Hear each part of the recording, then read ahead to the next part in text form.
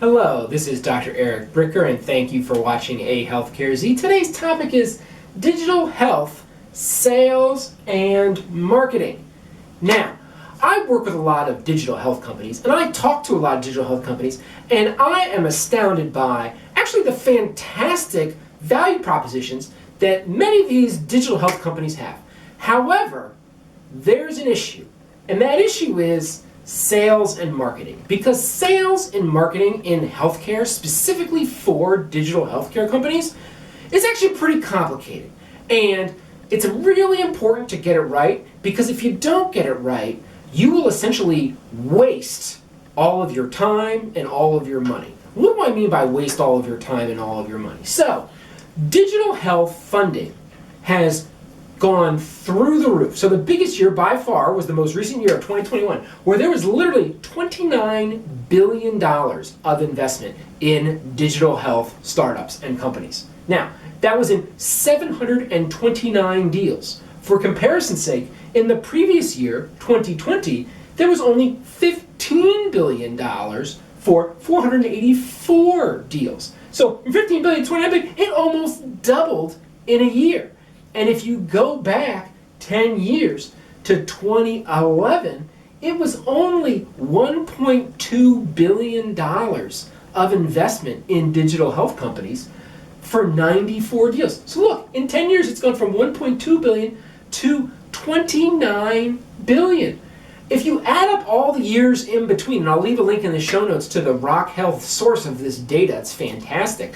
If you add up all the money that has been invested between 2011 and 2021, it adds up to $85.6 billion that has been invested in digital health companies. Now, one might argue that individual patients have not necessarily reaped the benefits of this $85.6 billion of investment, because that's ultimately the point, right? The reason I'm doing this is to help patients. Like, I'm not doing this to, like, I don't know, twiddle my thumbs. Like, the point is that you can ultimately improve people's lives through the solutions that many of these digital health companies are offering. So one might argue, have patients' lives really been improved to equate to the $85.6 billion that has been spent? I mean, just to put that in terms of, let's say you didn't spend the $85.6 billion on digital health companies. Let's just say you spent it on insulin. And it's like $5,200 per person per year in terms of insulin costs for somebody that's got diabetes. Okay, that literally means that for this $85.6 billion, you could have supplied the insulin for 1.5 million people over the course of this 10-year period of time. So you're like, okay, well, maybe to like help people, instead of investing the $85 billion in digital health companies, maybe we should have just paid for everybody's insulin for 1.5 million people. That would have been a much better use of the money. Maybe. But the point is that let's not waste digital health investment just because we don't get the sales and marketing right. So let's talk about what I've seen work, not only within my own digital health companies that I've worked with, and I've worked in 3 now, and what I've seen with other successful digital health companies. And that relates to, obviously, you got to talk about the sales and marketing funnel. And what I have here is actually 3 funnels, because part of the problem is that sales and marketing in digital health isn't just one funnel, it's actually 3. Now, what you have here is a marketing and sales funnel for employers. You have a marketing and sales funnel for brokers, consultants, and insurance carriers. And then you have a marketing and sales funnel actually for the members themselves. Because once you enact or implement the solution, that doesn't mean there's adoption. In fact, utilization historically for digital health solutions is super low. And so if you do these first 2 funnels and sell the deal, but forget about this last funnel with the end patient, the end member, then you're totally hosed. So let's go through each of these 3 funnels. Now, at the top of the funnel is actually the marketing. So it's not the sales and marketing funnel, it's actually the marketing and sales funnel, right? And what is marketing? Marketing is getting people's attention, because you can't sell somebody anything until you get their attention. And getting people's attention takes 2 forms. It always takes 2 forms. There's inbound and outbound. So inbound marketing is essentially content marketing where you create information that is educational and or entertaining that people will then find to then be educated about your product or service. And then there's outbound marketing, which is interruption-based marketing. And that can be advertising, that can be emails, that can be text messages, that can be a booth at a conference. There can be all sorts of ways that that can also be cold calling, using the phone, right? So phone, email, also messaging people through LinkedIn, conferences, etc. So you've got these two areas, okay? Now, one's not better than the other. They're complementary, and you got to do both. Now, once that gets you into the sales funnel, then it's super important that when you're selling, and this is the Miller-Hyman approach, which I have seen firsthand time and time again, which is you're not just making one sale, you're actually making 3 sales to 3 buyers for each individual customer. And those 3 buyers are the technical buyer, the outcome buyer, and the financial buyer. Now, the technical buyer is the person who has to interact and use this thing on a frequent basis. Typically, that's going to be the benefits manager or the benefits director at the employer. They've got to interact with your solution. You've got to sell that interaction. You're going to make their life easier, not harder. You're going to make them look good so that they get a promotion, not cause them risk in their job so that they get fired, okay? Then there's the outcome, okay? So arguably for an employer-sponsored health plan, the whole point of employee benefits is to attract and retain employees. So can you actually achieve the outcome of attracting and retaining employees, whether it be through just a better benefits package or healthier employees or all sorts of things, right, to be able to attract and retain those employees. That's really the VP of HR who's looking to make that happen.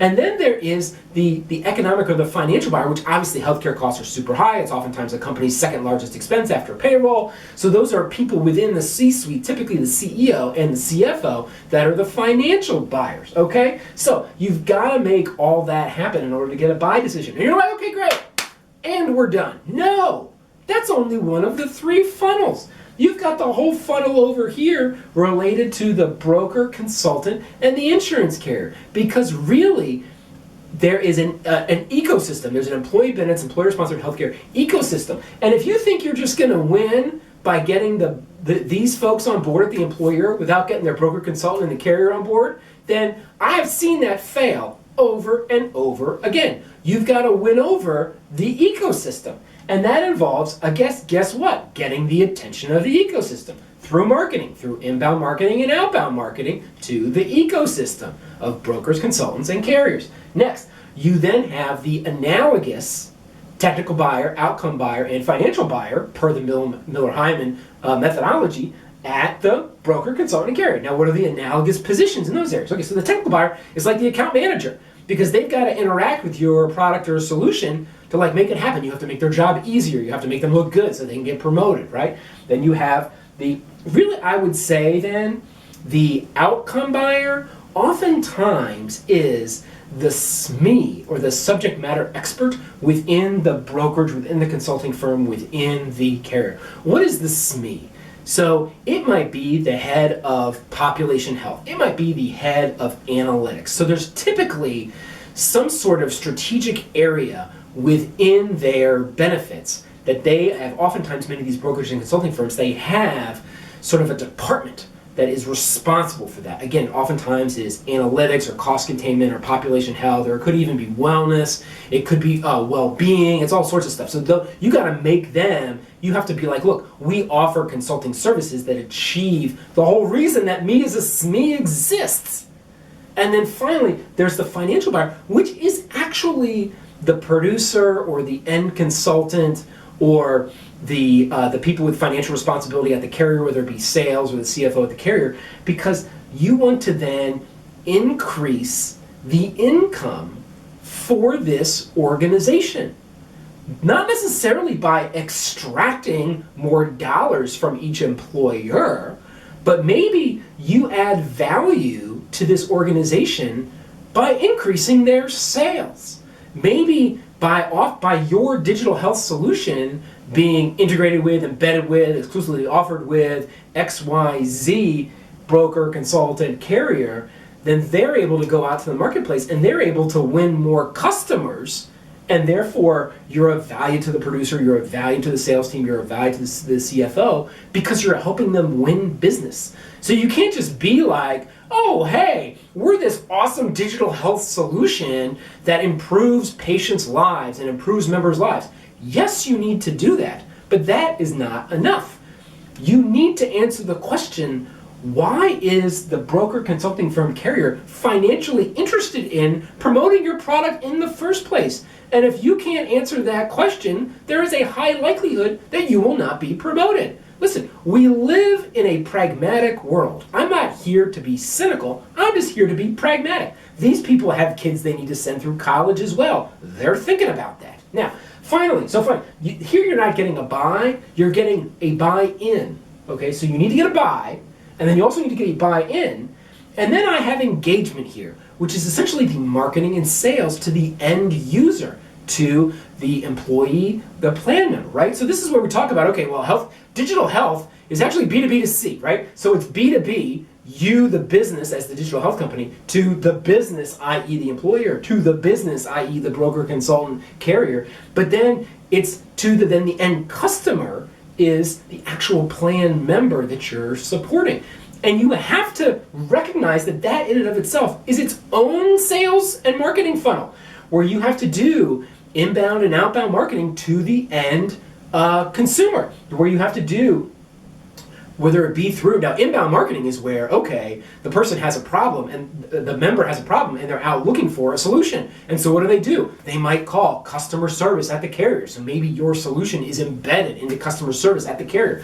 Or maybe, this is what we did at Compass. We were the health navigation solution. We intentionally fixed people's problem medical bills, gave people comparative pricing information, scheduled appointments for them, so that as people encountered these pain points within the healthcare system, they're like, could you help me with this?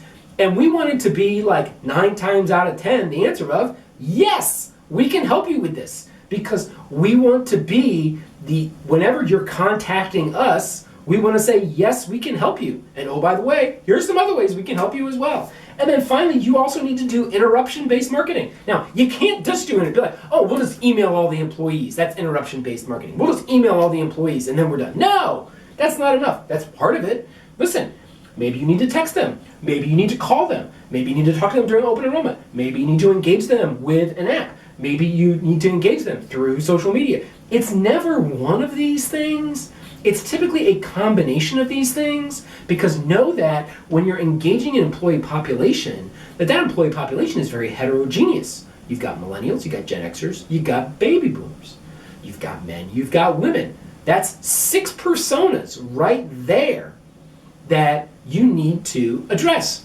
And these people like to be addressed not only with different content, but in different ways. Are you going to be able to talk to a millennial on the phone? Probably not. They don't really talk on the phone. Are you going to be able to have a lot of, chat and text messaging with a baby boomer? Yes, some, but not a lot. They're more likely to talk on the phone, right? So, and then finally, you're like, okay, great, I'm getting their attention, educating them, inbound, outbound marketing. There literally is a sales process for the individual plan members as well, where typically there's not like an out-of-pocket cost for the member, whether it's like using your digital health tool or using your point solution or whatever it is. Oftentimes that's at zero cost to the member, but you need to sell them because they still have to invest their time. They have to invest their attention into like learning how to use your digital health solution, whatever thingamabobber it is. So how do you do that? Who do you need to sell to? You need to sell to the peers within the organization, in other words, the early adopters, right? Because everybody has the technology adoption life cycle. And so there are early adopters within the employee population who are going to be the first people to use a digital health solution. And you not only need to identify and sell to them, but then you need to encourage them to then sell to the the pragmatist and the conservative employees. Because you yourself at the digital health company, you're not going to convince a conservative employee to use your digital health service. Their coworker is going to sell them on using your digital health service. Their early adopter coworker, who they look up to or who they're friends with, etc., They're the ones who are going to convince them, not you. Your job is to get the early adopters and the pragmatists on board, and then the early adopters and the pragmatists get the conservatives on board. Okay, so fine. And then also through management. At the end of the day, businesses, then they say, oh, well, we're a flat organization, yada, yada, yada. Listen, all businesses have a hierarchy because all human organizations have a hierarchy. Like, you can say that hierarchy is right or wrong, but listen, that's the way it is. So, do you communicate out to the management? Have you sold the management? If they're hearing about this from their fellow employees, but like their boss doesn't talk about this at all, they need to hear it from multiple places. They need to hear about it from their fellow employees and from their boss, and from their boss's boss, and from their boss's boss's boss. Listen, when we have done videos by the CEO or by regional managers or divisional leaders, etc., that go out to the employees, that's super helpful to be like, look, this is the CEO of the company that's talking about XYZ digital health solution. You can't do that in every company, but when you can engage the management and sell, so that's hugely helpful in the sales pipeline. So there you have it, digital health, sales, and marketing. 3 funnels. You must master all 3 of them in order to be successful so we can stop wasting time and money. I mean, let's roll up our sleeves and get this done, America. And thank you for watching A Healthcare Z.